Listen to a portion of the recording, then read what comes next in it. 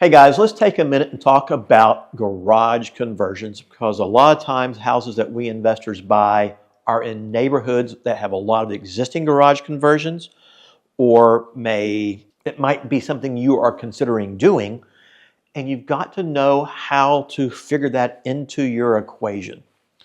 So the first thing I want to point out is you need to talk to the city, the municipality where your property is located, and find out what the rules on a garage conversion are.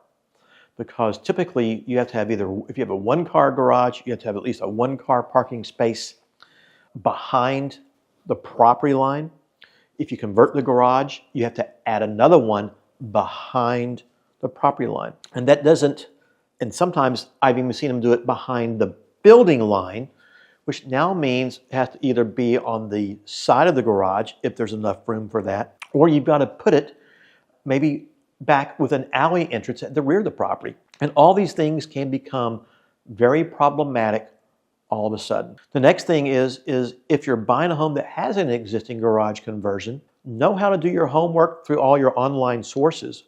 Look at your CAD, look at the square footage, and does it have a garage identified on it or not? Can you determine if the garage square footage is part of the new square footage, which would indicate that someone actually permitted the garage conversion? Does that garage conversion pass code? Has electrical outlets been done properly throughout? Have the walls been insulated? Some common sense things like this along the way. I can give you all lots of examples where we had one house here in the Dallas area that we bought with an existing garage conversion.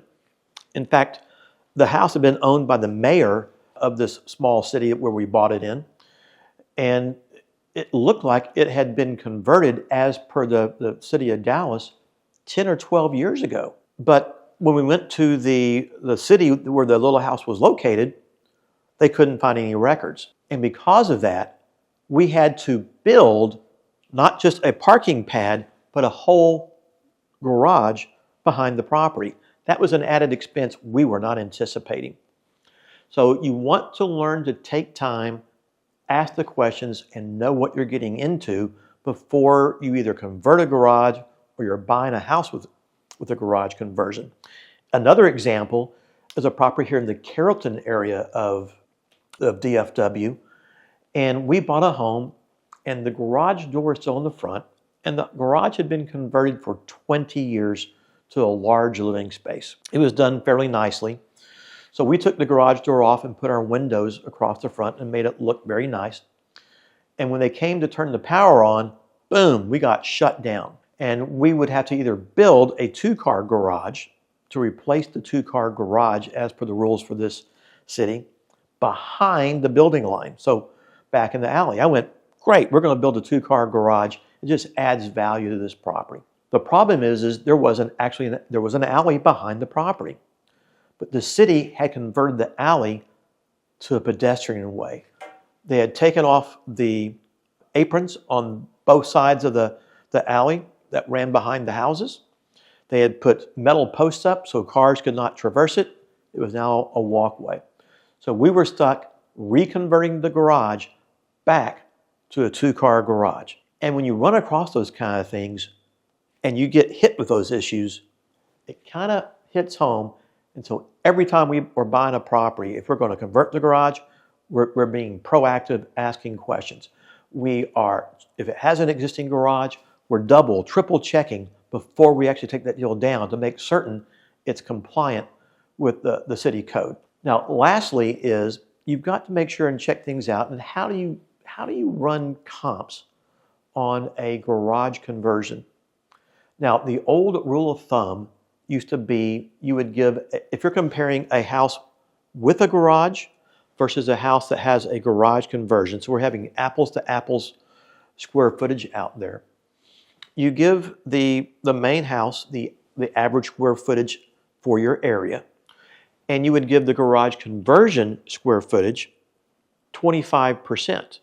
Now, in order to get value for whether it's a porch enclosure or a garage conversion, it needs to have your heating and air to it. Now, that heating and air can be central heat and air. It could be window units, but they need to be present. Maybe it's a micro type unit that's been installed in there, but it has to have your heat and air conditioning ventilation in the conversion to be value, and it has to be up to code.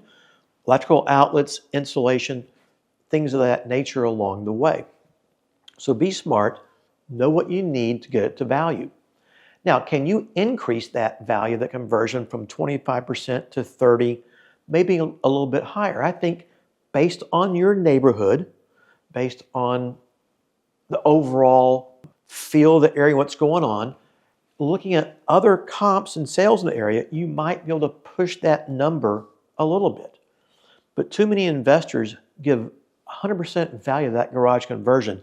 Completely wrong. You can't do that. So unless your comps are all garage conversions, you have to start learning how to properly adjust for that. It's just like an overbuilt home in any neighborhood.